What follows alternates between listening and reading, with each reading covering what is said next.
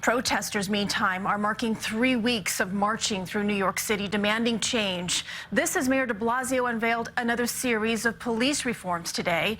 But reform, advocates say, is not enough to stop the demonstrations. CBS 2 political reporter Marcia Kramer has more. No longer able to turn a deaf ear to protesters' demands for police reform, Mayor de Blasio announces still more changes, this time a vow to dramatically alter how fast cops who step out of line will face the music. Every officer will be held accountable. The mayor announced a major overhaul of the Internal Affairs Bureau. Investigators will now have just 2 weeks to probe cases of misconduct instead of 18 months.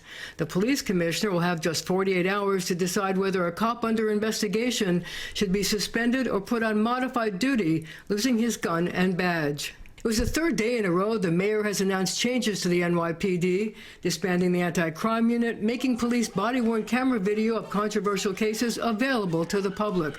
But protest leaders and advocates say it won't stop them from taking to the streets. Monifa Bendelli of Communities United for Police Reform says de Blasio's moves are not the dramatic changes reformers are seeking. They may have been half a decade ago, but at this point, it's very small things. So late. It reminds me of the saying, too little, too late. Yes, do it, but that will not be mission accomplished. She says protesters want steep cuts to the NYPD budget, $1 billion, with the money earmarked for social service programs. She says the mayor broke his promise when he ran for office and said he would be a police reformer.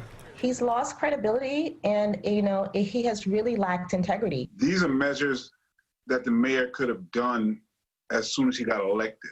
The Legal Aid Society spoke of another reform announced today. The mayor's promise to publicize information about some 1,100 pending NYPD disciplinary cases. I believe that there's at least 200 officers that are still on modified duty who should be considered for termination. Meanwhile, the Police Benevolent Association described the mayor's latest reforms as sacrificing due process in favor of no process.